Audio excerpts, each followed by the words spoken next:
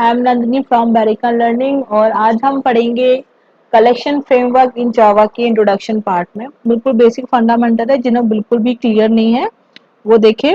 यहाँ पे मैंने आपको कोर जावा का सिलेबस शेयर किया हुआ है, इसको आप थोड़ा सा देखिए।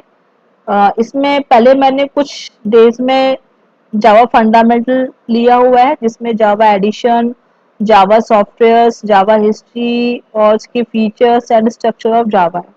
ठीक है, उसके बाद हमारी बेसिक प्रोग्रामिंग्स आ जाती हैं, जो आपने सी में भी पढ़ी होंगी। इफ एल्स का कैसे यूज करना है, लूप्स, ये सब। ठीक है, देन इसमें एरे, स्ट्रिंग्स, oops, फिर constructor, relationship between objects, inheritance, polymorphism, abstraction, interfaces, packages, exception handling, multi threading.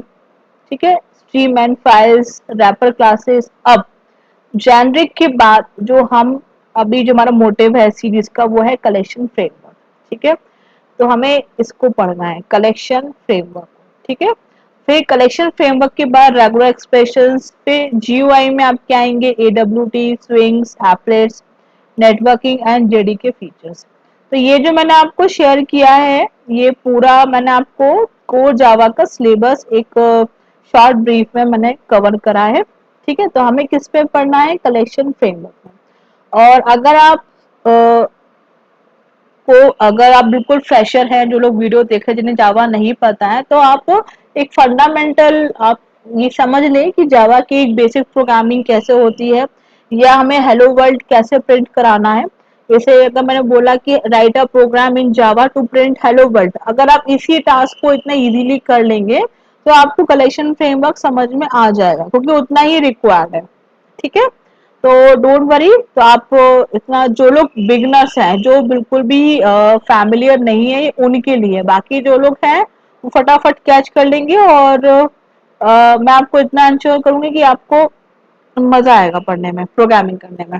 ठीक है, चलिए, तो अब हम अपने कलेक्शन फ्रेमवर्क पे आ जाते हैं। तो पहले समझते हैं डेफिनेशन क्या है, क्योंकि कोडिंग करना हमें आता तो है, डिबग करना हमें आता तो है, but we have to represent also, है ना।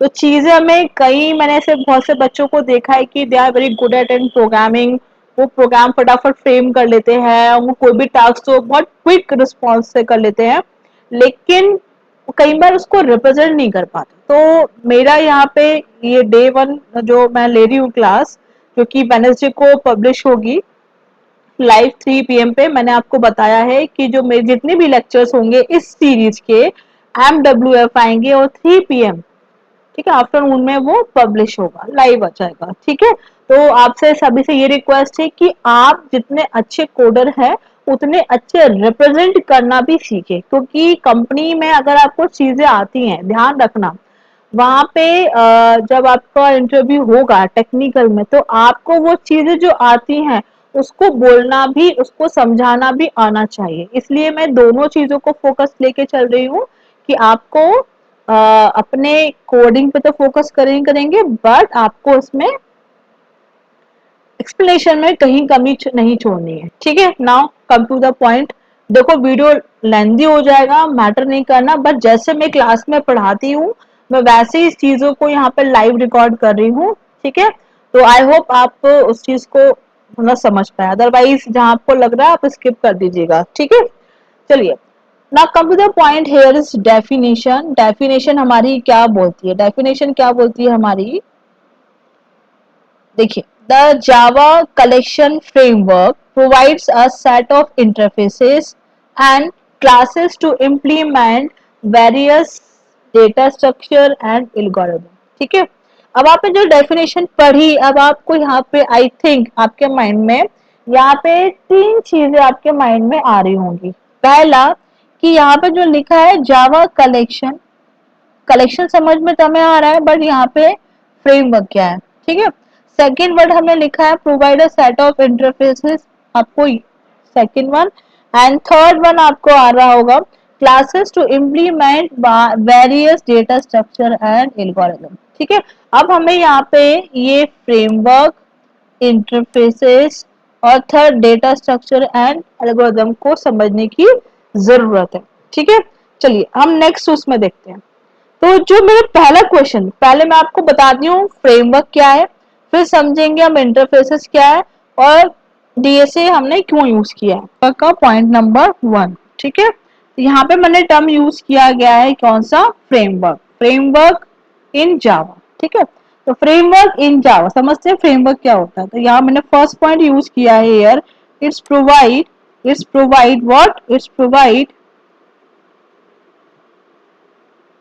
Readymade architecture. यहाँ पे बात किसकी हो रही है, रेडीमेड आर्किटेक्चर की। यानी कि आप समझो इस तरीके से, आपको मैंने लिखा सम कैसे करते हैं, A is equal to like B plus C, ये हमारा एक जनरल मेथड है सम करने का। ठीक है, अब यहाँ पे बात हो रही है किसकी, रेडीमेड आर्किटेक्चर। रेडीमेड मतलब बना हुआ। जैसे मान लो मैंने बोला कि एक फंक्शन बनाओ, क्या बनाओ, सम का फंक्शन बनाओ। ठीक है, तो आपने एक सम का फंक्शन बना लिया। ठीक है, मतलब आप इस फंक्शन को जब भी यूज करोगे हमारे पास क्या आएगा, हमेशा कोई भी दो नंबर का एडिशन देगा। ठीक है, ओके, ये आपने खुद बनाया है। ठीक है, अगर हम इसको बना के फिक्स कर दें तो बार बार हमें सम का फॉर्मूला नहीं लगाना पड़ेगा, सीधे मेथड यूज करनी होगी और उसका हमें आउटपुट जनरेट हो जाएगा।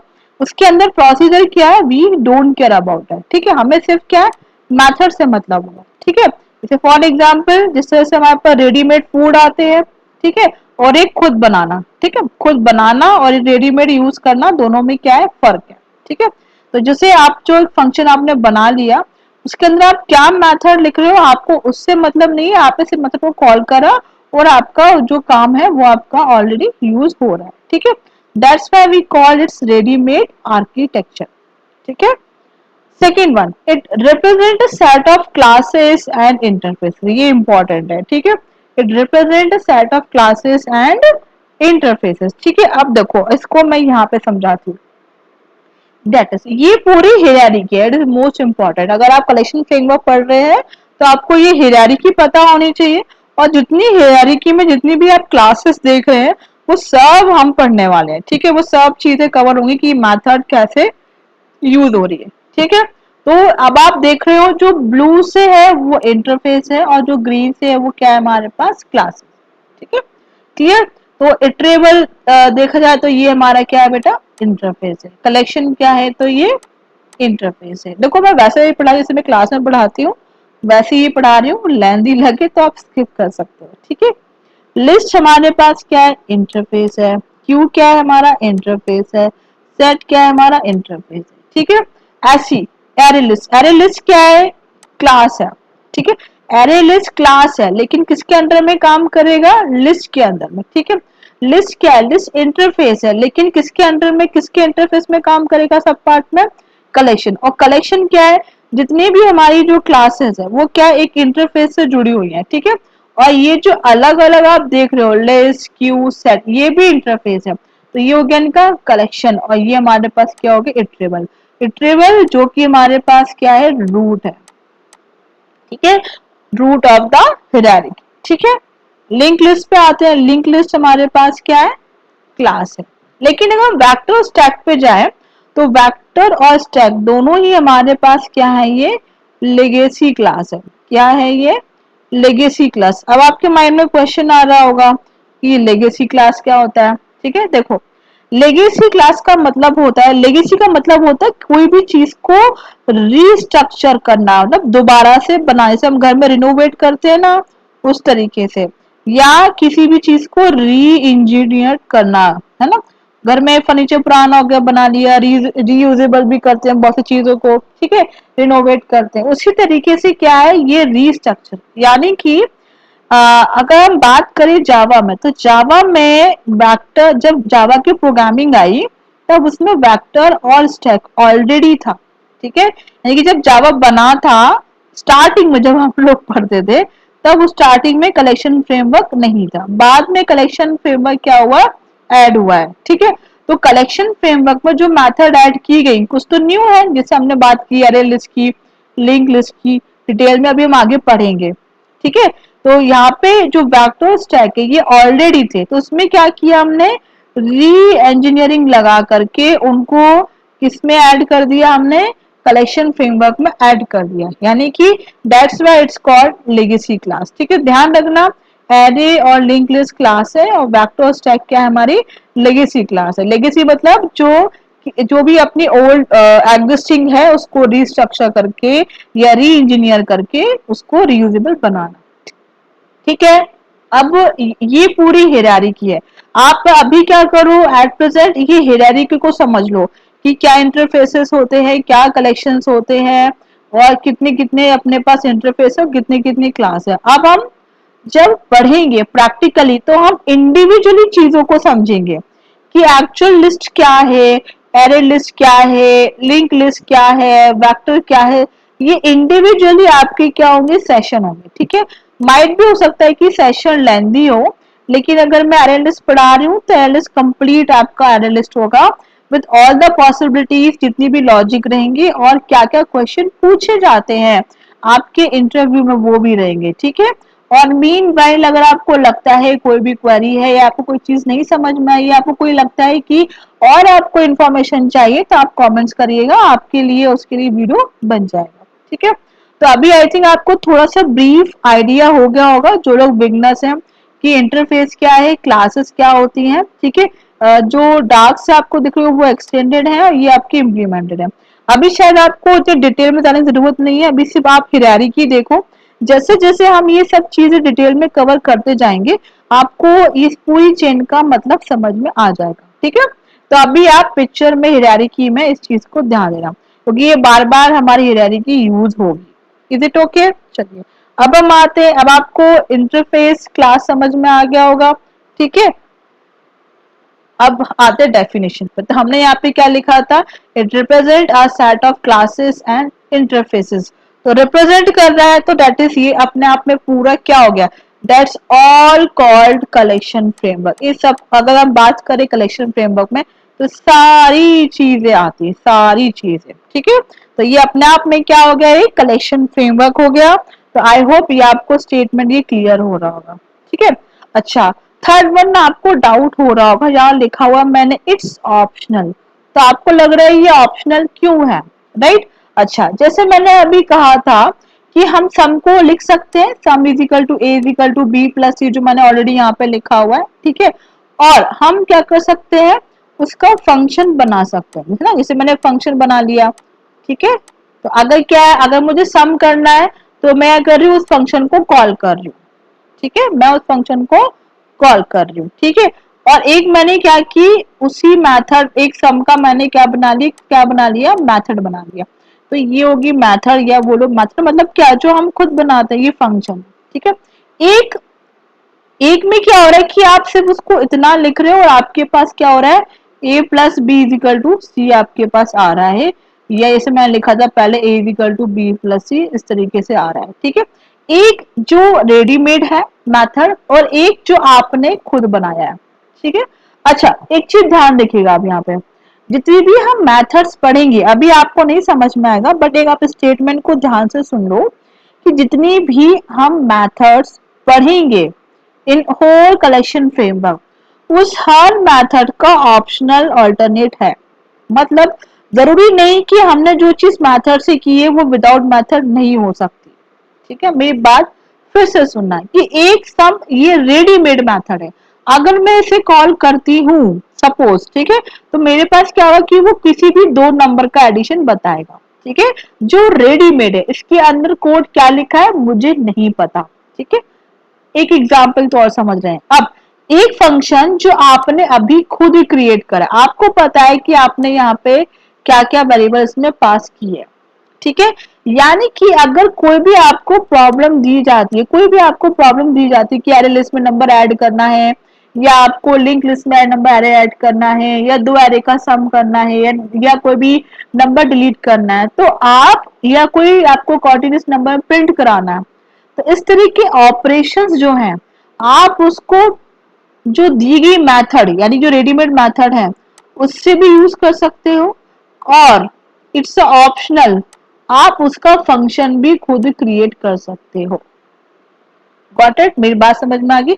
या ऑप्शनल का मतलब ये है, मैं दोबारा रिपीट कर रही हूँ, या ऑप्शनल का मतलब ये है कि आप रेडीमेड मेथड का भी यूज कर सकते हो जो एग्जिस्टिंग है, और उसकी वजह है वो सेम ऑपरेशन को आप खुद के फंक्शन बना के यूज कर सकते हो। ठीक है। अब इस स्टेटमेंट के बाद आपको फिर से एक माइंड में आ रहा होगा कि मैम अगर जो हम खुद से मतलब क्वेश्चन आ रहा होगा कि अगर मैडम हम यहाँ पर फंक्शन हम खुद क्रिएट कर सकते हैं तो why we use this method. ठीक है, और ये आपका क्वेश्चन माइंड में आना जेन्युइन है। ठीक है, देखो अगर फॉर एग्जाम्पल अगर हम बात करें कि जैसे आपको you are expert in for example आपको मैगी बहुत अच्छे से बनानी आती है for example and you are good at, तो कई बार होता है कि हम उसको कितनी बार उस मैगी को आप बनाओगे, है ना। जैसे आपकी मैगी बहुत फेमस होगी तो आपको लग रहा है अरे यार मेरे रोज फ्रेंड आ जाते हैं जब देखो मैगी खाने के लिए, तो कितनी बार मैगी बनाओगे। मतलब एक टाइम पे तो चलो आपने एक दिन में 10 मैगी बना दी, दिन में 20 मैगी बना रहे हो, दिन में 30 मैगी बना रहे हो, कितनी मैगी बनाओगे। मतलब वो आपको सेम प्रोसेस 10 टाइम्स रिपीट करनी पड़ रही है ना। तो इससे बेटर है कि क्या है स्विगी से ऑर्डर करो रेडीमेड आ जाएगा, या जोमेटो से ऑर्डर करो, या मैं किसी को प्रमोट नहीं कर रही हूँ, जस्ट फॉर एग्जाम्पल। ठीक है, तो उसी तरीके से यहाँ पे क्या है कि जो हम मेथड यहाँ पे यूज कर रहे हैं उन मेथड का मतलब ये है कि जो प्रोसेस हम जो कोड लिखने में लगाएंगे जो टाइम टेकिंग होगा उससे हम इसमें क्या होगा जल्दी चीजें हमारे पास एग्जीक्यूट हो जाएंगी। बात समझो मेरी बात के लिए, है ना। कि जितना प्रोसेस आप मैगी बनाओगे अपने दोस्तों के लिए, जैसे मतलब बहुत अच्छी मैगी बनाते हैं आप पूरे क्लास के ग्रुप में फेमस है, ठीक है, और रोज आ रहे हैं बेटा संडे है, कितने लोग आ गए 10 लोग आ गए, 10 लोगों के लिए मैगी बना रहे हो, तो उस पूरे मटेरियल बनाने के लिए अगर मान लो आपने 10 लोगों के लिए मैगी बनाई है तो प्रोसेस कितनी बार आप रिपीट करोगे इन a day, in a our, समझो।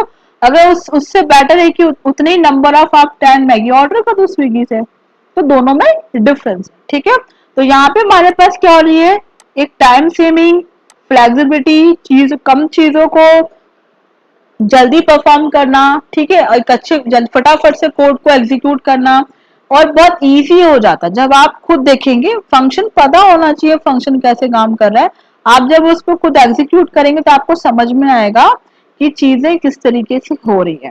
ठीक है, तो आई होप ये चीजें क्लियर हो रही होंगी। और मैं आपको एक और चीज ऐड कर दूं कि जब हम पढ़ेंगे इसको डिटेल में तो there are lot of methods, बहुत सारी मेथड्स। ठीक है, तो इसलिए ये इंपॉर्टेंट है कि जब भी आप इंटरव्यू में जाते हो और आप बोलते हो कि what is your favourite language, आपने बोला जावा, तो जावा में ऐसा हो ही नहीं सकता कि वो आपसे कलेक्शन फ्रेमवर्क के क्वेश्चन ना पूछे, तो उसमें इतनी सारी मेथड होती है, किस मेथड का कहाँ पे यूज है किस तरह से वो आप आगे अभी समझ जाओगे। ठीक है, तो ब्रीफ में तो समझ लो कि अगर आपने बोल दिया आपकी फेवरेट लैंग्वेज क्या है जावा, तो आपको क्या आना चाहिए कलेक्शन फ्रेमवर्क डेफिनेटली पता होना चाहिए। ठीक है, क्लियर। तो अब आपको ये पूरा फ्रेमवर्क क्लियर हो गया। अब यहाँ पे हम आते हैं इसको रीड करते हैं। The collection in Java is a framework that provide an architecture to store and manipulate the group of object. अब देखो ये लाइन अब आपको क्लियर हो रही होगी, है ना, क्योंकि हमने फ्रेमवर्क को समझ लिया है ना। Move to second one. Java collection can achieve all the operations that you perform on a data, okay, such as searching, sorting, insertion, manipulation and deletion। ठीक है, अच्छा दोबारा से अगर पढ़ो searching, sorting, insertion, manipulation and deletion, तो जो चीज बेटा आपने पढ़ी आपको क्या डीए से याद आ रहा है data structure and algorithm, yes and no, okay. तो सेम चीज अब आप प्रीवियसली आइएगा डेफिनेशन पे, अब आप इस डेफिनेशन को रिलेट कर पा रहे होंगे कि इसका डिटेल मीनिंग क्या था। ठीक है, तो हमने अभी क्या समझा इसको रिवाइज कर ली। The collection framework provide set of interfaces, और आपको इंटरफेसेस याद आ रहे होंगे, आपको क्लासेस याद आ रही होंगी, और आपको डेटा स्ट्रक्चर भी याद आ रहा होगा, है ना। और आपको जो हमने इंटरफेसेस और क्लासेस में जो अभी हमने हायरार्की डायग्राम देखा वो भी आपको याद आ रहा होगा। ठीक है, तो हर चीज को अगर आप लॉजिकली समझोगे, अब यहाँ पे देखो मैंने इस 2 लाइन का कितना डिटेल में आपको चीज एक्सप्लेन कर दी है। ठीक है, तो अगर आप इस चीज को इस तरीके से पढ़ोगे बेटा कभी नहीं भूलोगे, और क्योंकि चीजें आपके माइंड में आई होप सेट हो रही होंगी, नहीं हो रही है तो इस वीडियो को दोबारा पॉज कर लेना। ठीक है, नो डाउट मेरी वीडियोस बहुत लेंथी रहेंगी बट मैं उसी तरीके से पढ़ाऊंगी, या कोई मेरा रिकॉर्डेड नहीं है कि जिस तरीके से मैं क्लासेस में पढ़ाती हूँ उसी तरीके से मैं इस सेशंस को रिकॉर्ड करके आप तक पहुंचा रही हूँ, ताकि आपको सेशन इंटरेक्टिव रहे और आपको जल्द से जल्द सीएफ इतना अच्छे से पढ़ लो कि कभी भी कोई क्वेश्चन पूछे और आप उसको नींद में भी आंसर कर पाओ। ठीक है, ओके। सो ये इस वीडियो को हम यही खत्म करते हैं। नेक्स्ट हमारी वीडियो रहेगी इक्लिप्स पे, इक्लिप्स को किस तरीके से यूज करते हैं, और हम उसमें बेसिक फंडामेंटल जो प्रोग्राम है जावा का वो देखेंगे कि कैसे काम करते हैं, जिसको हम एक्सप्लेनेशन करेंगे। ठीक है, तो ये वीडियो मेरी आएगी फ्राइडे को। आपको पता है MWF याद रखिएगा, Monday Wednesday Friday at 3 PM। ठीक है, सो पढ़ते रहिए, कोडिंग करते रहिए, बट कोडिंग करने के साथ साथ चीजों को समझते रहिए कि हम जो पढ़ रहे हैं उसको हमें एक्सप्लेन कैसे करना है। ठीक है, thank you, thanks for watching.